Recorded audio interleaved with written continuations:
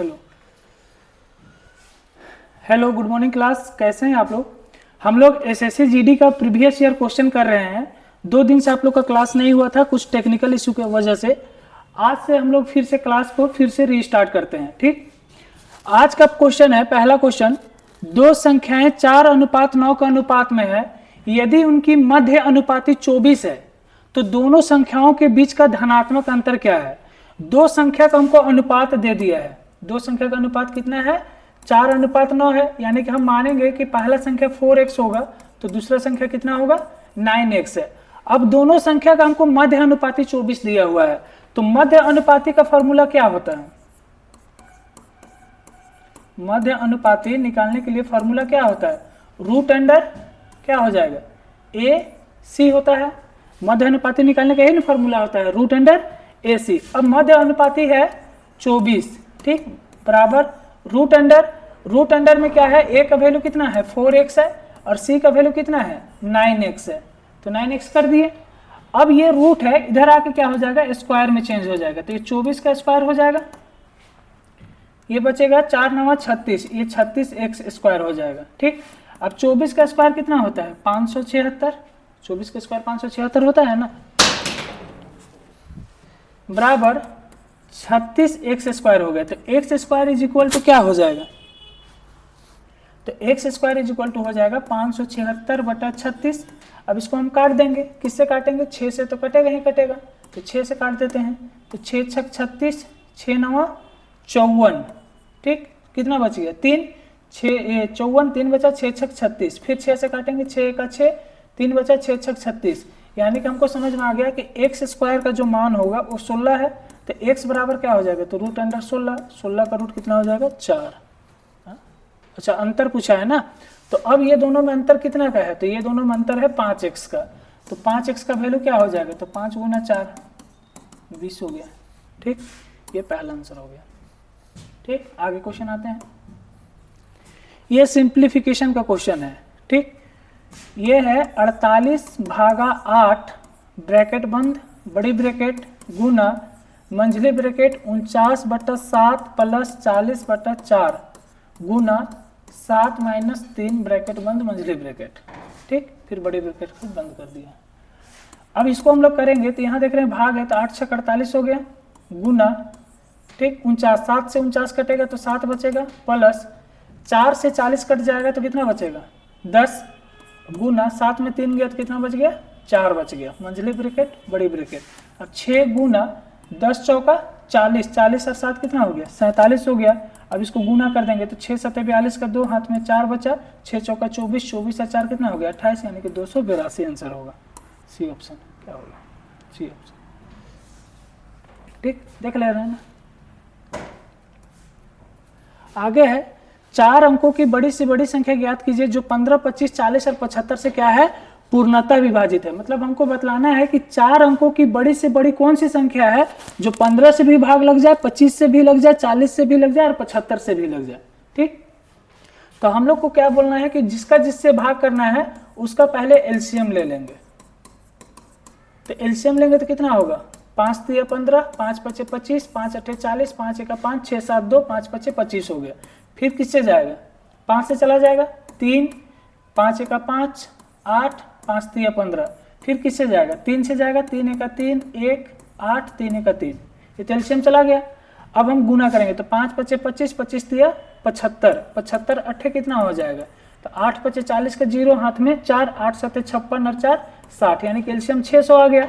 अब जितना एलसीएम आया है उसको 4 अंकों की बड़ी से बड़ी संख्या से डिवाइड कीजिए, उसको डिवाइड कीजिए 4 अंकों की बड़ी से बड़ी संख्या को। तो 4 अंकों की बड़ी से बड़ी संख्या होता है 4 9 9। अब 600 से डिवाइड करना है 4 अंकों की बड़ी से बड़ी संख्या को।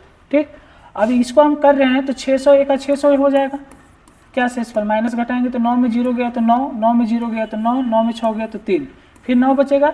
अब 6 5 कर रहे हैं तो 3000 हो जाएगा, 6 6 3600 हो जाएगा, तो 6 6 3600 हो गया। फिर माइनस करेंगे तो 9 में 0 गया तो 9, 9 में 0 गया तो 9, 9 में 6 गया तो 3, कितना शेषफल बचा 399। अब जितना आपका शेषफल बच गया है उसको 4 अंकों की बड़ी से बड़ी संख्या से क्या कर देना है, माइनस करना है। तो 4 अंकों की बड़ी से बड़ी संख्या क्या है 4 9 9, उसमें 399 माइनस कर दीजिए। 9 में 9 घटा 0, 9 में 9 गया तो 0, 9 में 3 गया तो 6, यानी कि 9600 आ जाएगा। तो 4 अंकों की बड़ी से बड़ी कौन सी संख्या है? 9600 है, जो 15, 25, 40 और 75 से पूर्णतः विभाजित है। ये तो हुआ एक बेसिक तरीका। इसको आप ऑप्शन मेथड से भी बना सकते हैं कि कौन कौन सी संख्या है 15, 25, 40 और 75 से भाग जा रही है। ठीक, आगे है, उस वस्तु का क्रय मूल्य क्या है जो 8% के लाभ के साथ 1556 रुपये में बेचा जाता है। मतलब एक वस्तु को हम कितना में खरीदे हैं पता नहीं है, लेकिन अगर उसको हम 8% में लाभ रखकर बेचते हैं तो उसको 1556 रुपये में बेच दिए हैं। तो उस वस्तु का क्रय मूल्य क्या है, हमको ये बतलाना है।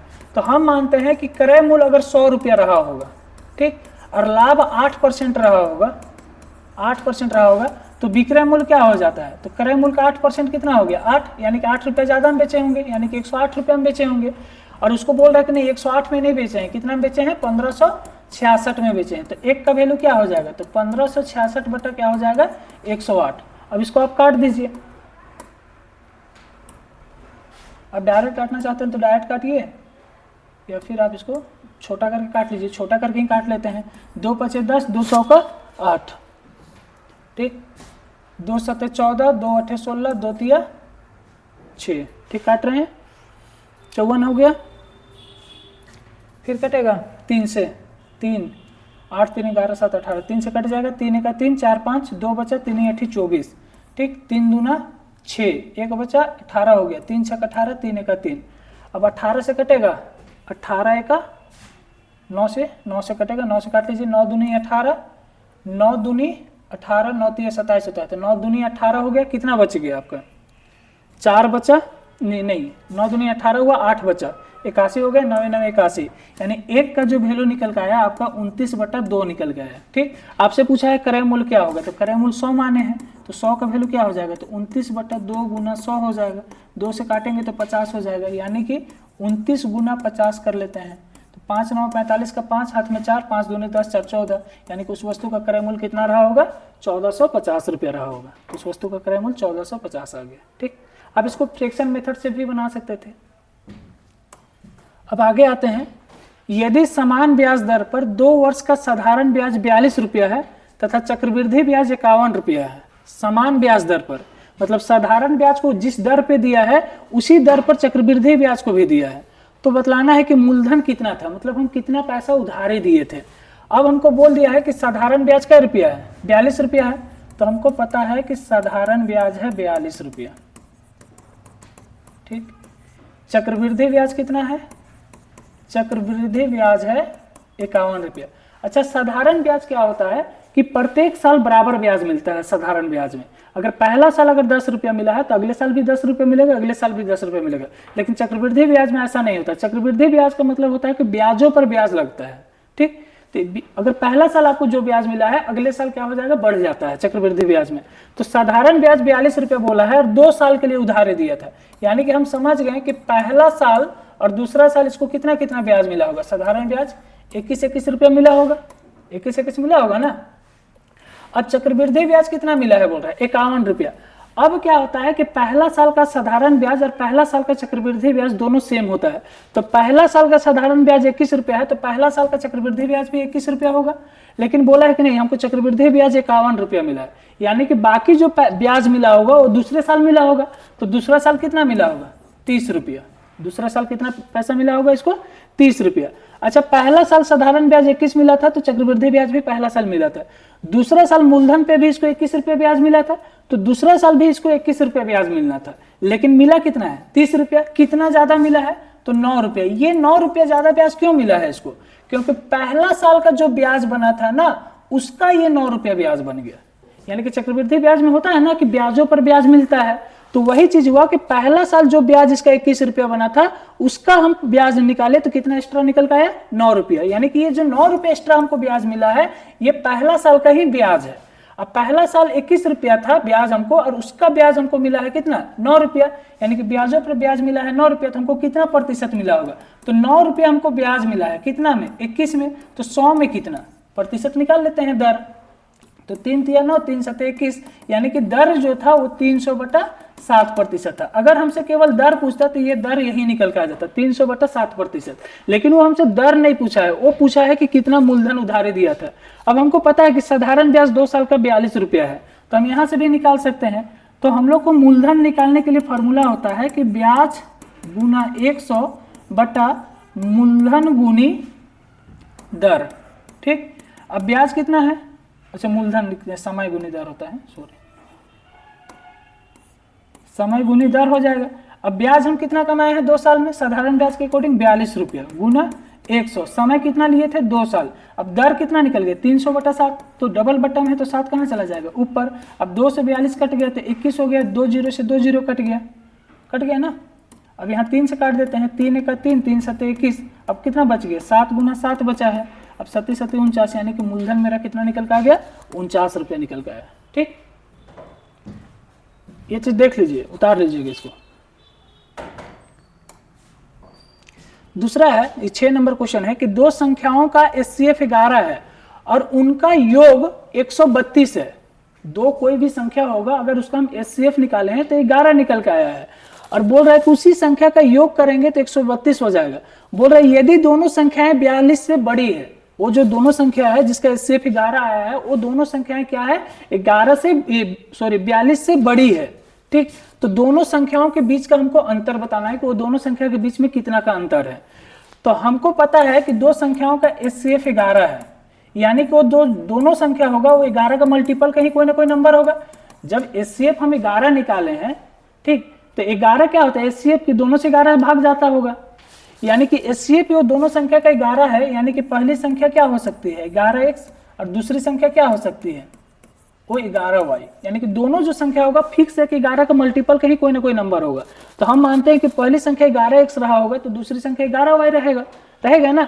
अब बोला है कि दोनों संख्या को अगर हम योग करते हैं तो 132 निकल के आता है, मतलब 11x और 11y को जोड़ते हैं तो 132 आता है। अब हम ये दोनों संख्या को जोड़े तो 132 आ गया। अब देख रहे हैं दोनों में 11 है तो 11 हम कॉमन ले लिए तो x प्लस वाई हो गया। अब x प्लस वाई हो गया तो 132 हो गया, 11 कॉमन लिए तो x प्लस वाई बराबर 132 हुआ ना।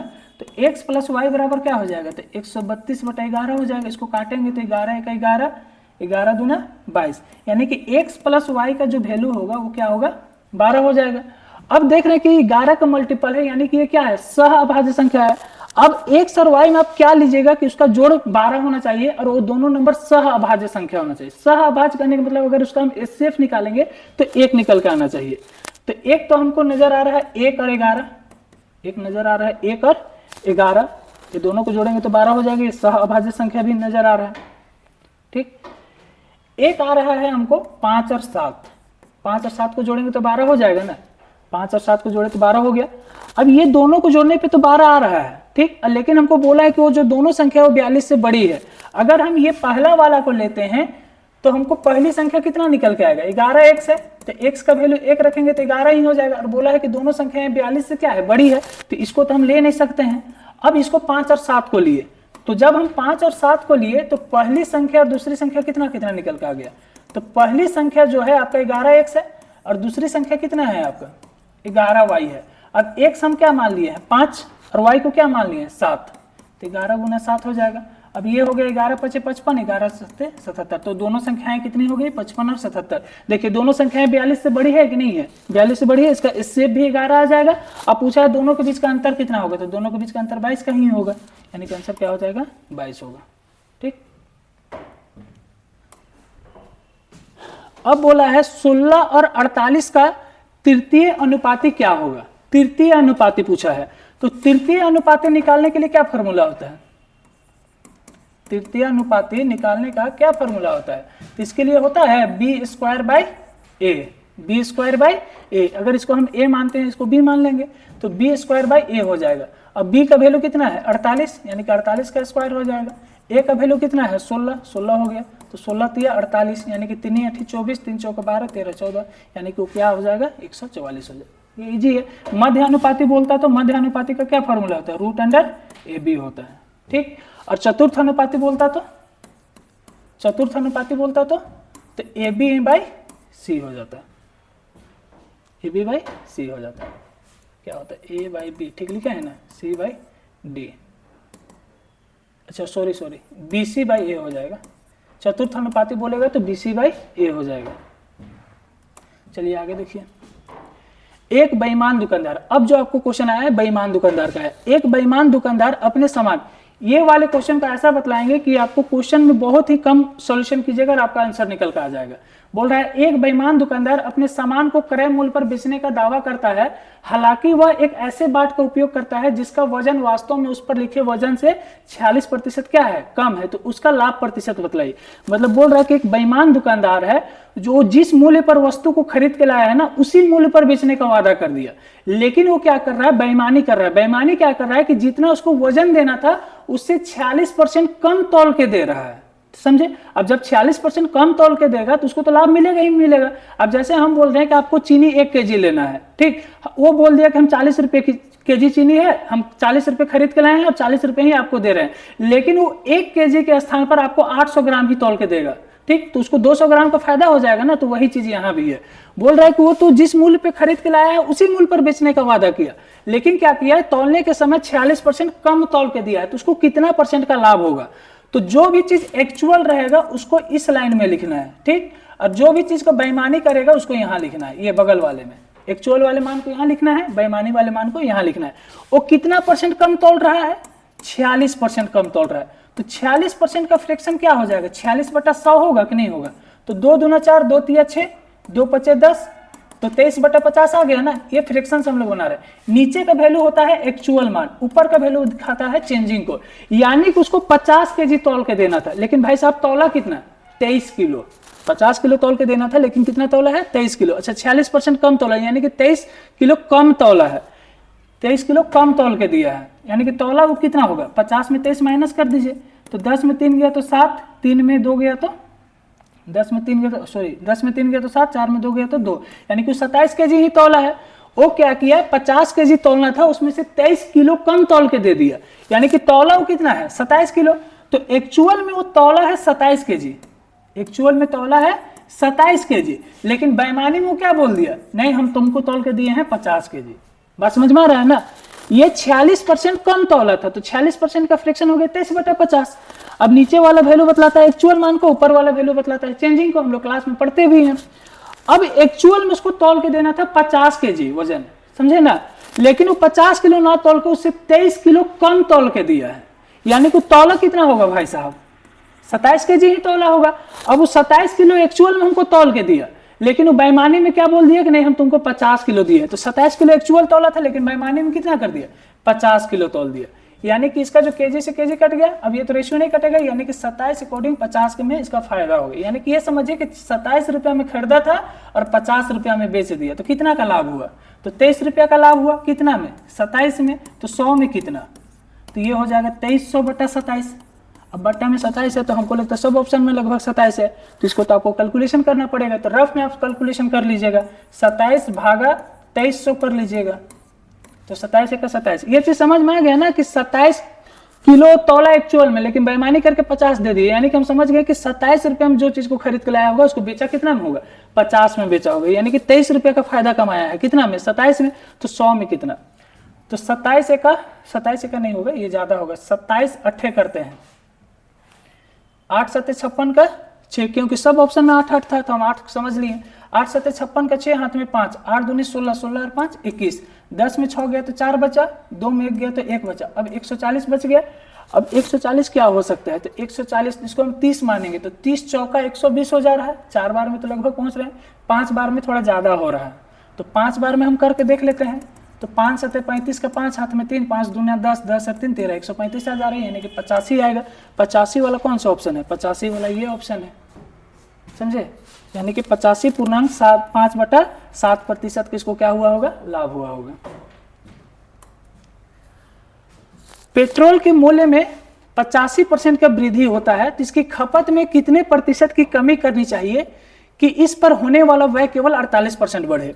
बोल रहा है कि पेट्रोल का दाम जो है 85% बढ़ गया है, पेट्रोल का दाम 85% बढ़ गया है, तो बोल रहा है कि उसका खपत में हम कितना कमी करें कि मेरा खर्च केवल कितना बढ़े, 48% बढ़े। तो हम लोग को पता है कि खपत बराबर क्या होता है, खर्च बराबर क्या होता है, हम कितना खर्च कर रहे हैं ये कैसे पता चलेगा, तो खर्च बराबर होता है खपत गुना मूल्य, मतलब कितना खा रहे हैं और उसका दाम कितना है, वो दोनों से गुना कर देते हैं तो हम लोग को खर्च निकल के आता है। अब बोला है कि पेट्रोल के मूल्य में कितना % का वृद्धि हुआ है, 85% का वृद्धि हुआ है ना, तो 85% का फ्रैक्शन कितना हो जाएगा, तो 85/100 कर लीजिए। 5 × 5 6 7 8 3 5 7 35 5 दूना 10, यानी कि 17/20 आ गया। नीचे वाला वैल्यू क्या बतलाता है, एक्चुअल मान को, ऊपर का वैल्यू चेंजिंग को। यानी कि हम ये समझ गए कि अगर पेट्रोल का दाम पहले 20 रुपये रहा होगा तो अब 17 रुपये बढ़ जाएगा, क्योंकि ऊपर का वैल्यू क्या बतलाता है, चेंजिंग को। चेंजिंग करने का मतलब ये है कि कितना बढ़ाना है या कितना घटाना है। तो 20 रुपये का सामान था, 17 रुपये बढ़ गया अब इसका दाम, तो अब दाम कितना हो गया होगा, 37 रुपया हो गया होगा ना। पहले पेट्रोल 20 रुपये लीटर मिलता था, अब बढ़ के हो गया 37 रुपये लीटर। अब बोल रहा है कि हम खपत में कितना कमी करें कि मेरा खर्च कितना बढ़े, केवल खर्च को 48% ही बढ़ाना चाह रहा है। तो 48% का फ्रैक्शन क्या होगा, तो 48/100 हो जाएगा। तो 2 दूना 4 2 चौका 8 2 पचे 10 0 2 1 2 2 दूना 4 2 दूना 4 2 पचे 10, अब तो नहीं कटेगा, यानी कि 12/25 है। यानी कि हम अब ये समझ गए कि पहले अगर हम खर्च, नीचे वाला वैल्यू फिर एक्चुअल मान को बतलाएगा, ऊपर वाला वैल्यू क्या बतलाएगा, चेंजिंग को। तो हम समझ गए कि पहले ये पेट्रोल में 25 रुपया खर्चा करता था, तो अब 12 रुपया ज्यादा करेगा, यानी कि कितना करेगा, 37 रुपया करेगा। बात समझ में आ रहा है ना, तो यानी कि 37/25 खर्चा करेगा। तो खपत में क्या होगा, तो खपत को हम मान लेते हैं A/B है, यानी कि खपत ही हमको निकालना है। याद रखना है कि नीचे हम हमेशा पुराना वाला वैल्यू को लिख रहे हैं, ठीक, और ऊपर जो है नया वाला वैल्यू को लिखते हैं। नीचे हम हमेशा पुराना वैल्यू को लिख रहे हैं कि पुराना मान उसका क्या था और नया रेट क्या है। बात समझ में आ रहा है ना। अब हमको A/B निकालना है, तो 37 तो 25 हो गया। अब ये गुना में है, इधर आके भाग में होगा, तो भाग में होगा तो 20 ऊपर चला जाएगा, 37 नीचे हो जाएगा, बराबर क्या हो गया, A/B। अब देखिए 37 से 37 कट गया, 5 पचे 25 5 चौका 20, यानी कि A/B कितना निकल के आया, 4/5 निकल गया है ना। अब नीचे वाला वैल्यू हम क्या बोले हैं, पुराना मान को बतलाता है। यानी कि हम पहले 5 लीटर तेल खपत करते थे, लेकिन अब दाम बढ़ने के कारण हम कितना कर रहे हैं, केवल 4 लीटर ही कर रहे हैं, यानी कि कितना कम किए पहले के मुकाबले। नीचे वाला पुराना मान को बताता है ना, और ऊपर वाला नया को। तो ये तो मेरा खपत का अनुपात है ना, खपत का अनुपात है। यानी कि हम समझ गए कि पहले हम 5 लीटर तेल खपत करते थे, अब कितना करेंगे, 4 ही करेंगे। यानी कि एक कम कर रहे हैं, कितना में, 5 में, तो 100 में कितना, तो 5 × 5 5 दूना 10, यानी कि 20% मेरा खपत कम होगा। तो 20% आंसर निकल कर आएगा। अब बोल रहा है कि 28 60 120 और 135 का लघुत्तम समापवर्तक एलसीएम निकालना है। तो हम लोग बचपन से जानते हैं 28 60 120 135। आप इसको ऑप्शन से कर सकते हैं कि कौन सी संख्या किससे भाग जाएगी। ये संख्या तो कभी 7 से जा ही नहीं सकता है, ये भी नहीं जा सकता है, ये भी नहीं जा सकता है, क्योंकि आप जब देख लिए कि इकाई अंक में क्या है, 0 है, यहाँ भी इकाई अंक में 0 है। तो जब इकाई अंक में 0 रहे तो ये 10 के विभाज्य का नियम को फॉलो करता है, और जब लघुत्तम समापवर्तक है यानी कि इससे तो ये भाग जाएगा ही जाएगा ना। यानी कि ये तो ना तो 60 से जा रहा है ना 120 से जा रहा है, यानी कि कौन सा ऑप्शन हो गया, बी हो गया। तो ये ऑप्शन के अकॉर्डिंग हुआ। हम लोग इसको निकाल के भी सीख लेते हैं। 2 एका 2 2 चौका 8 2 तिया 6 0 2 छक 12 0, ये नहीं जाएगा, 135 हो गया। फिर 2 से जाएगा, 2 7 14 2 15 30 2 30 135। अब 15 से इसको हम डायरेक्ट ले जा रहे हैं, 15 से ले जा रहे हैं। 7 एका 15 एका 15 15 दूना 30 15 7 135। फिर ये 7 से चला जाएगा, 7 से जाएगा तो 1 1 2 1 बचेगा। अब गुना कर दीजिए, 2 दूना 4 15 चौका 60 60 हुआ, गुना 7 दूना 14, तो 14 छक, मिस्टेक कर दिए का, लघुत्तम समापवर्तक 2 दूना 4 15 चौका 60 60 7